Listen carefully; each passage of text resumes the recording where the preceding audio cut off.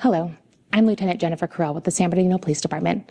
What we're about to witness is a critical incident debrief referencing an officer-involved shooting that occurred in the city of San Bernardino. The goal of this video is to be as transparent as possible and provide as much information for the community when a critical incident such as this occurs.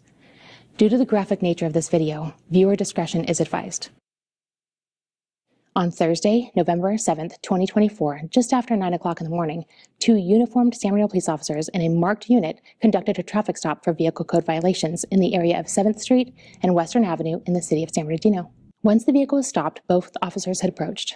The primary officer approached on the driver's side and made contact with the driver, a single occupant later identified as Albert Jose Rodriguez. Hi, good morning. Good morning.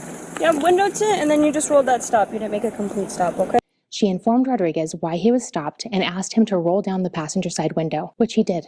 Stop, okay? That's why I didn't make it. I didn't make a complete stop. Right. I thought I did. You didn't. It's a California rule. But can you just roll down all the windows, please? Yeah. This gave the secondary officer a better view inside of the car to watch the driver's hands and to see if there was anything in plain view that might hurt the officers. The primary officer asked Rodriguez for his driver's license, registration, and insurance. He began looking inside of his front shirt pocket. Then he began looking inside of a backpack, which was laying on the front passenger seat.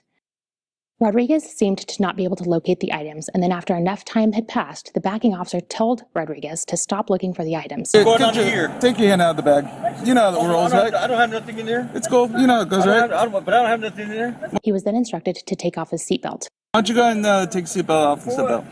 The demeanor of Rodriguez then changed. He began reaching in towards a pocket in the front of his sweatshirt, which caused the primary officer to grab a hold of his hand.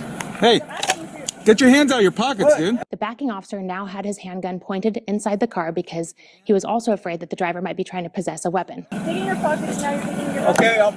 He reached inside of the car to open up the passenger side door, which he did. Step out of the car, please.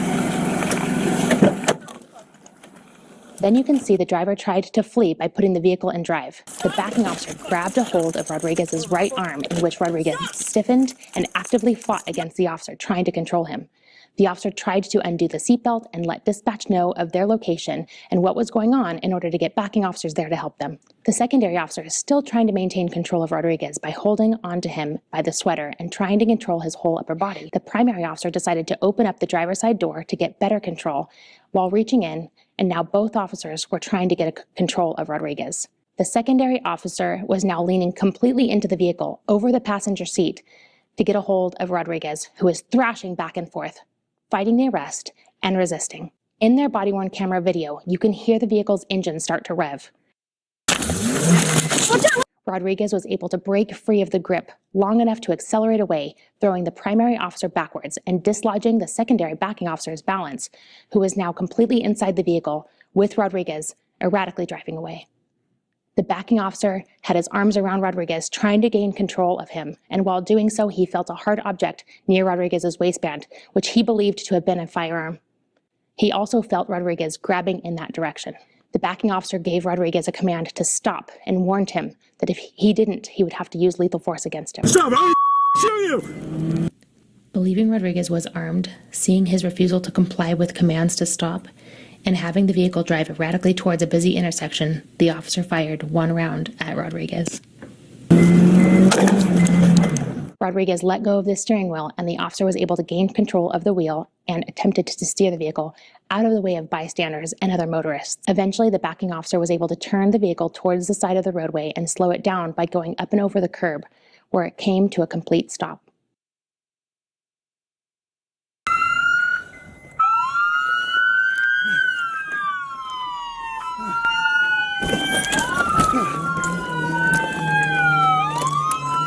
He put the vehicle in park, turned it off, and exited the car, running around to the driver's side where Rodriguez was at. The officers removed Rodriguez from the vehicle and placed him in handcuffs. Come up, and then we'll get Medic. You're good, you're good. Rodriguez was unresponsive, so the officers started life-saving measures. While doing so, the firearm that Rodriguez had been previously grabbing for was located in his waist area, inside of a makeshift holster. Medical and paramedics were called to the scene, where they also gave life-saving measures. Rodriguez was later transported to the community hospital, where he succumbed to his injuries. Rodriguez was found to be a convicted felon. He served time in prison for robbery in addition to assault with a deadly weapon charges. The firearm that Rodriguez had in his possession and had tried to grab for was a loaded 9mm Sig Sauer that had been stolen from the city of Colton. The San Bernardino Police Homicide Unit conducted the shooting investigation, and their work was overseen by the San Bernardino County District Attorney's Office investigators. The District Attorney's Office maintains a final independent review of this incident. This video is an ongoing effort to be open and transparent with our community when critical incidents involving our San Bernardino police officers occur. Thank you for watching.